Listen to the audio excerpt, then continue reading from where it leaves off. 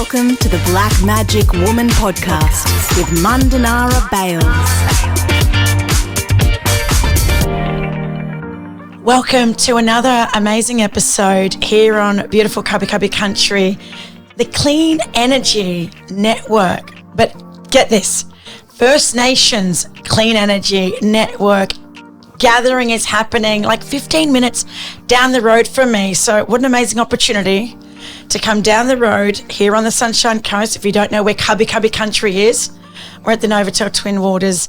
Thank you for joining, especially if you're on YouTube. Ruby, my sister, thank you for coming in to our little studio here, little makeshift studio, to share your story and just have a yarn. I was told by another brother here from another mother that I needed a yarn with you. So, Michael, thank you for the referral. Ruby, if you don't mind, just for our listeners and viewers on YouTube, do you want to share a little bit about yourself? You might start with your name, your mob, and a little bit about where you grew up. Yeah, so thanks so much for having me. I'm an electrical engineer. My family, I'm a descendant of the Jaru and Gija peoples of the Kimberley, Western Australia. But I was actually born in Victoria and now find myself living in beautiful sunny Queensland up in Rockhampton, where I've also got some lovely family connections to make me feel very welcome. And yeah, I've been working in the clean energy space for the last maybe 9 years over in the US and here in Australia. And for the last 7 years, I've been running my own company, Alinga Energy Consulting, and basically putting all of my energy and my efforts into the renewable energy space and figuring out how we can get benefits and participation to mob. So Alinga means it's the sun goddess, basically. So I wanted to pay respect to the sun. It's where all of our energy comes from, whether it's wind, look into wind. Wind is generated by heat differentials. It's all about the sun. We're using solar power. At the end of the day, every bit of energy that's on this planet comes from our beautiful sun. I love that. I only in the last kind of 10 years of delivering training and supporting a lot of clients, and some of them more recently directly in this space in terms of big renewable energy companies that are looking for like cultural capability, skills, and an uplift to be able to better engage with not just our mob in terms of First Nations peoples, but predominantly traditional owners, right, who are the cultural authority for their country. And we're trying to teach people how to operate on Aboriginal terms, but when they're in these communities, that they're operating on their terms in that community. Can you share a little bit about maybe some of the work that you've done or you're doing at the moment, so our listeners can kind of get a feel for the clean energy space for people that are not kind of up to date with renewables and sustainable, ESG goals and a lot of things that some of our mob and even non-Aboriginal people, just everyday people, are not too sure about, or they're just not educated about this very important topic? Yeah, absolutely. So it wasn't always the case that we were a part of this conversation, and myself and some others, particularly Karina Nolan from Original Power, realised that we were about to be left behind on another big economic opportunity. So the resources boom happened without us, and we've seen minimal benefits from that, and we didn't want that to happen again with the renewable energy space. And so in 2021, really pushed by Karina, was the formation of the First Nations Clean Energy Network. So I've been engaged since then. I'm on the steering committee of the network, and we basically have taken this thing big. So we took it from us not having any seat at the table, not being part of the conversation, to now being asked to speak at every single conference. Every energy conference has sessions around First Nations and traditional owners and negotiation and every part of the energy transition and how it affects us and how it can benefit us and how we can actually get in the driver's seat of this. And that really is there's so much of that was driven by the formation of the network.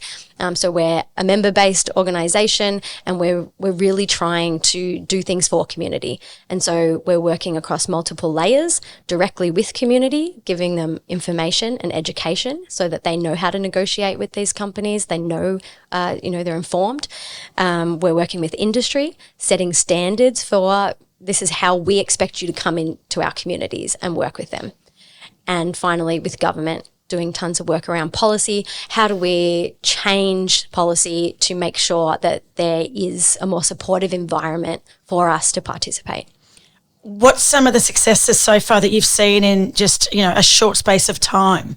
Well, like I said, being part of the conversation is in itself an amazing success. We're now seeing over 20 First Nations-led clean energy projects from, everything from concept and development stage through to constructed. So that is a massive win. We're seeing, the educational programs that are being rolled out by the network. So we have every year been taking around 30 Indigenous people from around the country, putting them through a week of intensive training to become the next energy leaders. So now there's so much mob out there who have the information to take back to their communities. You're telling me about some media training that you got given as part of this program. Can you share a little bit about was it the power? So that's the power makers. The power makers. So we're teaching them about energy, teaching them about how electricity works in Australia, how the markets work, how their small community might be able to look to renewable energy either to create a more resilient power system for themselves, work on their energy security, reduce their energy costs. Because these costs are quite enormous for mob, especially in rural and remote and very remote parts of this country. Absolutely. It's a huge part of the conversation. And so Karina's organisation, Original Power, was originally focused on advocacy and, human rights and that sort of thing. And she realised how critical energy was to ensuring that we were healthy, that we had access to communications and all of these modern conveniences that mob deserve to have access to. Energy is a huge part of that. And I think one of the most important aspects of it being we got a lot of people in the top end living in substandard housing. The climate is extreme up there and they need air conditioning, and they're being subjected to prepayment meters which are cutting them off and leaving them in, unair conditioned spaces. They get these cards, don't they? Yes. I've got some of our mob that sometimes ask us to top up a card. Yep, I'm sure it's like everybody a phone knows card, someone. Prepaid. Tell us about these cards, because a lot of people in probably Melbourne, Brisbane and Sydney would not have a clue that this is the reality for especially the most vulnerable and marginalised populations in this country, which are Aboriginal people. Yeah, a lot of people in the energy industry are not aware of these power cards. So some of our communities literally need to go and pick up a physical voucher, just like an old prepaid phone, pick up a physical voucher to go and plug that into their meter to have access to power. And when that credit runs out, their power disconnects. And so you can imagine if you're living out of town, how far you might have to drive at a time that's very inconvenient to you. Maybe the shop's not open. Maybe it's Sunday and the shop's closed. So we've got mob walking around to family and neighbours saying, oh, can I borrow a power card? Do you have a spare one? And it's just not something that we would ever subject our towns and cities to. It's, it's wild that... It's unheard of. Yeah. Yeah. And it wasn't until I went for a trip to Gama with AGL. I've been working with AGL and I'm helping them with their rap because my mob are from the Hunter Valley. We're Wanneroo people. And there's a connection there with AGL and my uncle, my deadly uncle, Laurie Perry, who told AGL you should talk to my niece to do some training, which was an amazing opportunity. But it was AGL that invited me to Gama. And it was the mob up there that were talking about these cards. And I had no idea what they were talking about. So, yeah, the AGL mob told me about these cards. And I said, this is crazy. This is such a rich country. The mining, the resources that are developed and shipped out of this, exported out of this country. And yet we're still living in substandard housing.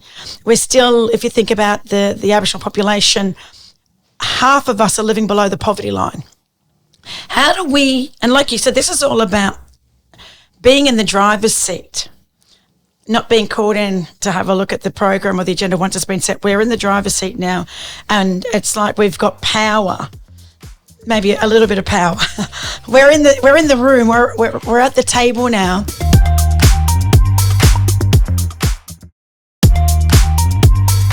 What's some of the challenges that you're seeing or you've experienced that you want to share with people, especially in the industry, in the sectors? These big multinational corporations might be the people that you could speak to. There's still a lot of challenges. Some of them are technical, a lot of them are financial and economic. So, these are the types of conversations we're having at this conference, bringing the right parties together. We've got government in the room with industry, with community. Everybody's here to talk about these issues and what we might do to overcome them. Yeah. But a huge portion of it is funding issues and funding from who to where? Tell me. So, for instance, we have about 4 million rooftop solar systems across Australia. How many of those are on mob houses? Okay. Very few of them. Funding is one barrier, our households having the capital, but then there's all these other complex issues that overlay as well. Not owning enough of our houses, so then you've got to talk to the Aboriginal Housing Corporation. It just becomes super complex, something that should be easy because everybody else is just able to go and get a solar system, very easily and get massive benefits from those. That's what I was thinking. Like, is there anything that you can see as achievable, or what's some of the things that you know that there are solutions now, but we don't have the right people at the table? Yeah, so we're starting to get the right people at the table, yes. I guess, is the first thing. So funding organisations like the Australian Renewable Energy Agency, for the last 12 months I've been on the board, just continuously bringing back First Nations challenges and, how do we get in here and how do we solve these issues? We've got organisations starting to work together, Indigenous Business Australia, starting to talk to ARENA. We've got the First Nations Clean Energy Strategy. So the network did a lot of work over the last couple of years to assist the federal government to go out and talk to mob. And so we went out and we had roundtables in every single state and territory. We invited community to come, facilitated them to get from their remote community to the table with government and tell them directly what it was that they needed from the clean energy transition. And from that conversation, we've now got a strategy. We've now got a draft implementation plan and, so there's some things are moving. There's some money that's just been announced towards that. Like, this is a ball that's going to keep rolling. Of course, this is early days if you think about it, right? Yes. The network was set up 5 years ago. Yes. 4 years ago, yeah. Yeah. And here we are today with 450 delegates sitting in this room now, and the speakers. Tell me about some of the speakers. Who are you excited to hear, or for people to hear? Well, it's fantastic when we can bring speakers from community that government and industry don't usually get exposure to. They're not usually in the same room. Yeah. That's the beauty of this conference, is we make sure we get community out here so they're able to tell their stories. So we're doing a lot of that work, that advocacy piece. We're being the voice for a lot of our communities, but we also want them to have a platform. And so they're the speakers that I get most excited about, and they're the speakers that I will hear industry and government going, oh, well, that blew me away. That we had a young Islander girl just speaking Lala, before. Yes. From Arab. Yes, and wasn't she amazing and impactful and inspiring? Goodness. I was like writing down notes going, so she's a climate advocate for Arab. Yeah. And she's a language teacher, keeping language strong, and her father was one of the last speakers of the language. And a young Torres Strait Islander woman, and opened up in language. There was so much power in that, and she's so far from home. I just thought to myself, if there was not this opportunity, we wouldn't know about the challenges that are impacting those islands, because there's a lot of people in this country that don't even know where the Torres Strait Islands are. And we are a minority, and they are a minority within a minority. So it was really good to hear Sister Girl talk about some of the challenges, but not even a lot of people, hear a lot of our challenges, but that's why I said, what are some of the successes? What are you most proud of? What are we looking forward to? What does this sector have to be able to look forward to? I think the empowerment piece, right? The fact that people know that they can start their own project now. We have created negotiation guides to put in the hands of communities so that they're not having renewable energy developers, proponents coming to them and they have no idea how to interact with them. So we're starting to set those standards from both sides, from industry side, expectations, to community side, power, information, education. And we're just building the whole thing from the ground up, right? And I think we've gotten there in time that we're being able to make changes in real time now and see the benefits start to flow. So that's what I'm most excited about, that I do see change happening. And what are you, in terms of your background, tell me your background. What did you study? Electrical and electronic engineering at Victoria University. Wow. How did you get into that? Like, what made you want to choose that field or course of study? So I always knew I wanted to save the world. Yeah. So I had I grew up in country Victoria, huge connection to the environment, and I just wanted it to be saved. And so I remember thinking when I was about 15, 16, like, what can you do as a 15, 16-year-old that makes you feel like you're saving the world? Recycling, and so I was the one at the party, like, going around picking everyone's cans up and and going, you have to put them in the recycle bin, guys, because that's all the power I had. And so I thought, oh, well, maybe I should get into recycling. Maybe I should open up a big recycling plant. And then I thought further and went, yeah, but if you're using fossil fuels, this stuff I've heard about, it's really bad for the planet. So if you're using fossil fuels, you're still harming the environment. It's got to start with a different way of generating power. And so 16-year-old me made that decision and decided to pursue that at university. I didn't take the right classes in year 11, and so I didn't take physics. I had to catch up in year 12 when I realised I'd made a mistake. So that was a challenge. But yeah, I got into the course with 120 students, 5 women. I graduated 4 years later with about 20 students. I was going to say, really quickly, 20 students. How many were Indigenous? Just you? This one. Wow. Yes. But we graduated with about 20 or 25 kids and 5 women. 5 women. Yeah. So and one black woman. Made it through. Well, in my course, I was actually the white woman. Why? Because everyone else was of an Asian background. And so I was seen as the odd one out, and they said, well, you're the white girl. What are you doing here?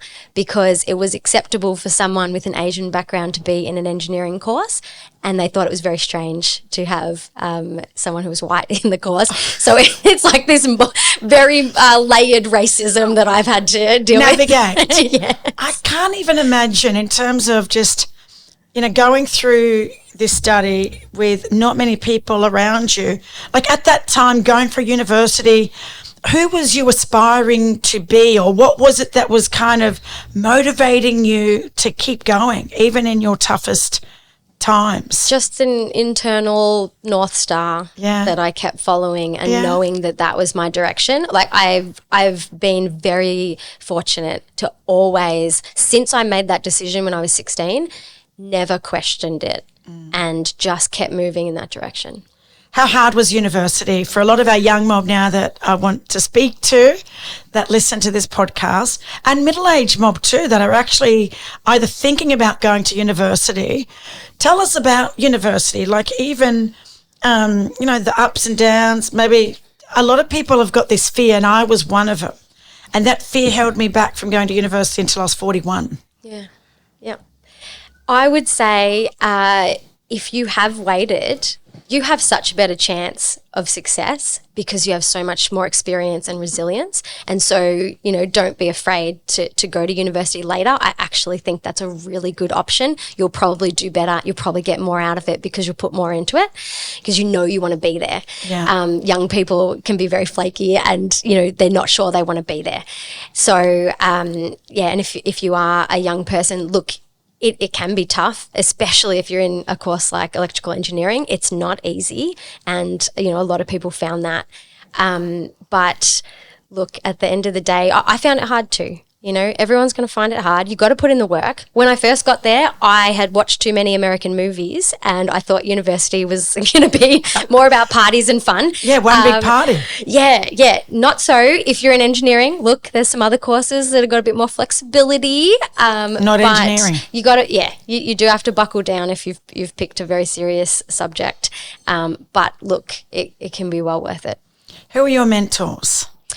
Oh, I have a few different mentors in my life. So I do have some mentors in the electrical engineering space, Indigenous, non-Indigenous alike. They bring different things to me.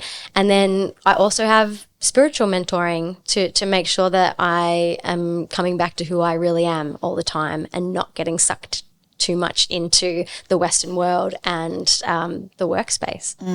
Oh, my sister, it's been an absolute delight to hear your story and just your passion and the power that you brought into this room, the power you bring into this space, into this sector, and just the inspiration for our younger mob in particular to see someone like you that has done a degree in electrical engineering, setting up your own company and leading some of these conversations within this country when it comes to policy, when it comes to government, when it comes to mob, setting those, creating guidelines and protocols and opportunities for the industry or the sector to better engage with our mob. We know that it's not always going to go right, but at least people are trying to do the right thing and they've got the support and guidance from the First Nations Clean Energy Network. My sister, I can't wait to work with you. I'll be literally reaching out to you to see how we can support each other with the work that we both do. Thank you for taking a little bit of time out of your busy day to join me here on the Black Magic Woman podcast. Thank you so much. It's been a pleasure. I hope you've enjoyed this deadly yarn. Until next time, bye for now. If you'd like any more info on today's guest, please visit our show notes in the episode description. A big shout out to all you Deadly Mob and allies who continue to listen, watch and support our podcast. Your feedback means the world. You can rate and review the podcast on Apple and Spotify, or even head to our socials and YouTube channel and drop us a line. We'd love to hear from you. The Black Magic Woman podcast is produced by Clint Curtis.